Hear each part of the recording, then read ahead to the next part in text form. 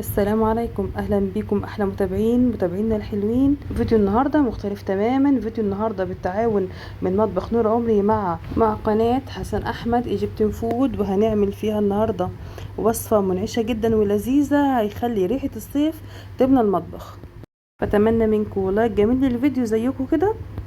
تابعوا معايا الفيديو للاخر عشان تشوفوا طريقه حسن احمد، جميله جدا، لذيذ جدا، وطريقة سلسة ومريحة جدا. وما تنسوش الدعم للفيديو باللايك الجميل وتعليق جميل زيكم. هنبدأ بأول وصفة من مطبخ نور عمري، وأول طبقة هحضرها وهي طبقة الكيك، واللي بتكون عبارة عن حبايتين من البيض، عليهم فانيليا، باكو من الفانيليا، ومعلقة كبيرة من الخل. هضربهم كويس في الخلاط او بالهاند بلندر لحد لما لونهم يبقى فاتح خالص. ده بيطلع معاك الكيك هش اكتر ولونه افتح. بعد كده هنزل بنص كوبايه من السكر ونص كوبايه من اي زيت نباتي، وكمان هضربهم ضربه كويسه قوي بالهاند بلندر لحد لما يبقى القوام معايا فومي اكتر ولونه فاتح كده. بعد كده هنزل بكوبايه من الدقيق المنخول، ولازم يكون منخول، وعليه معلقتين من النشا كبار، ورشه صغيره من الملح، ومعلقه صغيره من البيكنج باودر. دلوقتي لسه مضفناش لبن او زبادي او حليب او اي مواد سائله بزياده. اقلب الخليط معايا كويس، وبعد كده هنزل بنص كوبايه من الحليب الساخن. دي بتطلع معاكي كيك خفيف جدا وهش ولونه فاتح بزياده. هحضر بايركس مدهون بالسمنه او بالزبده، وهصب فيه الخليط، واكون مجهزه الفرن على درجه حراره 180 قبلها ب10 دقايق، واصب الخليط وادخله الفرن مباشره في رف اوسط على درجه حراره 180. ما شاء الله الكيك طالع لونه وقوامه خطير من قبل كمان ما يستوي. ما شاء الله لون فاتح وسفنجي ورائع. هطلع الفراغات الهواء علشان يطلع معايا المسام مظبوطه وما فيهاش فراغات هواء باي خله او عود خشبي. محتاجه طبقه كيك خفيفه جدا ورفيعه، مش محتاجاها عاليه. اخدت في الفرن 20 دقيقه ان هي طبقه خفيفه جدا. بعد ما بتستوي بسيبها تبرد تماما علشان كل الحاجات اللي هنضيفها بعد كده هتكون ساقعه. بسيبها تبرد تماما خالص. اديها كده ثقوب باي عود خشبي او بشوكه علشان اول ما انزل عليها التشريبه بتاعتها تشربها على طول. هحضر كوبايه الا ربع او المج بتاع الشاي ده، عليه معلقتين من السكر وهقلبهم كويس. وكده مقدار السكر بزياده، يعني ممكن تحطي معلقه واحده بس لو عايزه مقدار السكر يكون مظبوط. انزلي عليها بالكميه كلها. الكيك بارد واللبن بارد، ولازم يكونوا باردين عشان قلبها ما يكونش معجن، وتتشرب تماما وتكمل ان هي تهدى شويه او تبرد. على ما اكون ضربت الكريم شانتيه معايا 2 باكو من الكريم شانتيه. هضيف على كل باكو الفنجان الصغير بتاع القهوه ده ماء مثلج او لبن مثلج. استخدمت 2 باكت، ضفت لهم 2 فنجان من الميه، والمقادير مكتوبه على الباكت من بره، اللي هو ما يعادل 25 جرام من الميه. لازم الميه تكون مثلجه علشان القوام معايا يطلع مظبوط. سيبه 10 دقايق يسقع اكتر في الفريزر. وعلى ما اكون برضو حضرت طبقه الجيلي، استخدمت معاها جيلي مانجا. طبقه الجيلي هنا مش اساسيه، لكن انا بحتاجها علشان تحافظ لي على لون المانجا وبتدي كمان طعم وغناوه اكتر للكيك.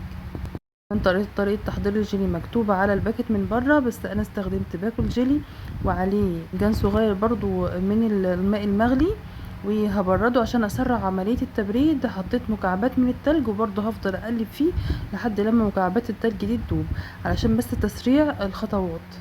الكيك في وقتها كان برد وخد التشريبه بتاعته.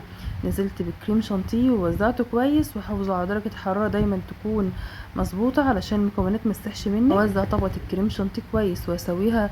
لازم اسوي السطح كويس باي سكرابر او سباتيولا. هتحضري قطعه من المانجا وتقطعيها مكعبات. وهنا ينفع تستخدمي اي نوع فواكه بتحبيها غير المانجا، يعني ممكن كمبوت خوخ او فراوله او اي حاجه، وفي وقتها هتستخدمي طعم الجيلي بطعم الفواكه اللي انت استخدمتيها، او تشكلي فواكه زي ما تحبي. هتوزعي طبقه قطع المانجا على وش الكريم شانتيه، وبعديها هنصب الجيلي. بالصب الجيلي لازم تأكدي ان هو بقى ساقع تماما عشان ما يسيحش معاكي الكريم شانتيه. هتحطي بقى قدام وانتي بتصبي كده علشان ما يخترقش الكريم شانتيه ويعمل فيها ثقوب.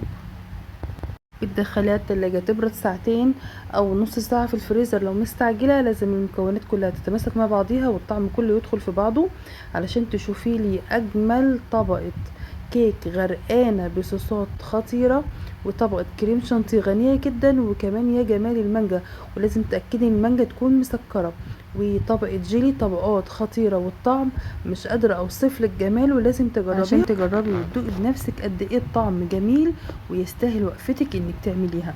تسدي معاكي قوي قوي في الرحلات والمصايف، لان ينفع تحطيها في علب وتاخديها معاكي في اي رحلات او مصايف. في لي بقى جمال الطبقات والطعم حكايه، كمان تماسك خطير. لازم تجربيها بنفسك وتوصفي لي جمال الطعم في التعليقات. اول مره هطلب منك لايك ضروري على الفيديو، مهم جدا، بيحدد معايا قرار مصيري في وجود القناه. النهاردة هنعمل لكم كيكة بالمانجا هتاكل صوابعك وراها ومش هتفكر تعملها تاني. هنطجش بالطين البيضة ب5 جنيه، ونحط باكو فانيليا من عند عم سوبر مايو ومعلقة خل، ونضربهم كويس جدا، وبعدين نضيف عليهم كوباية ومعلقة كبيرة نشا ومعلقة كبيرة بيكنج بادر، ونضربهم كويس جدا لحد لما القوام يبقى ماسك نفسه، وبعدين هنزودهم بكوباية لبن سخنة ونقلب تاني. أنا زهقت من التقليب على فكرة. بعد كده هنحط الخليط بتاعنا في الصينية، وبعدين نفرغهم من الهواء بأي حاجة عندك حتى لو خلة سنان، وبعد كده هندخلها الفرن يكون متسخن على حرارة 180 ونسيبها لحد 20 دقيقة. أنا أخدت معايا أكتر من ساعة علشان الفرن طلع بطيء عندي. يلا بقى نعمل الكريم شانتيه لحد ما الكيكة تستوي. جبت شوية كريم شانتيه وحطيت عليهم كوباية لبن ساقعة ونص كوباية سكر من بتاع التموين، بس نصيحة خليها بلاش انتوا كمان تعملوا كده. بعد ما الكيكة استوت وبقت جاهزة هنبتدي نخرمها بالوشكة بعد ما تبرد. بعد كده هنجيب كوباية لبن ساقعة ونحط عليها معلقة كبيرة من السكر ونقلبهم وننزل بيهم على الكيكة، بس طبعا بعد ما تكون بردت خالص لأنها بتاخد وقت كتير على ما تبرد.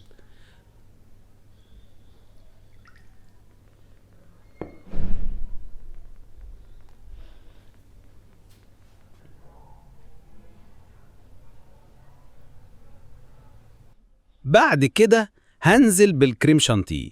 هو طلع خفيف مني بس كان طعمه جميل يعني جدا والله. وهنحطها شوية في التلاجة يعني حوالي نص ساعة.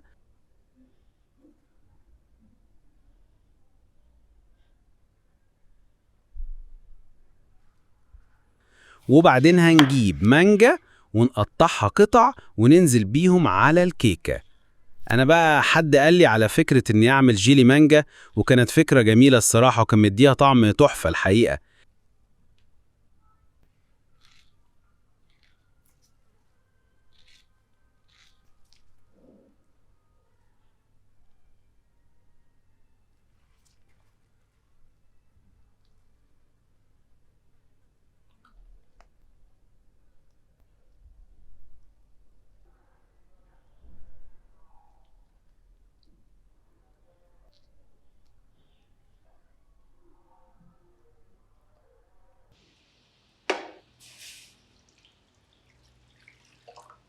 جبت باكو جيلي بطعم المانجا وهنزل بيه في كوباية مية ونقلبهم، وبعدين نسيبه بره يبرد براحته.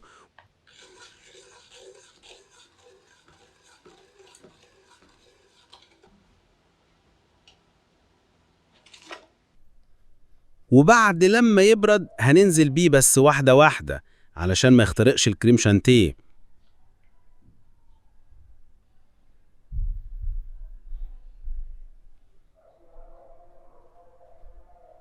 وبعدين هندخلها التلاجة لمدة ساعتين أو نص ساعة في الفريزر.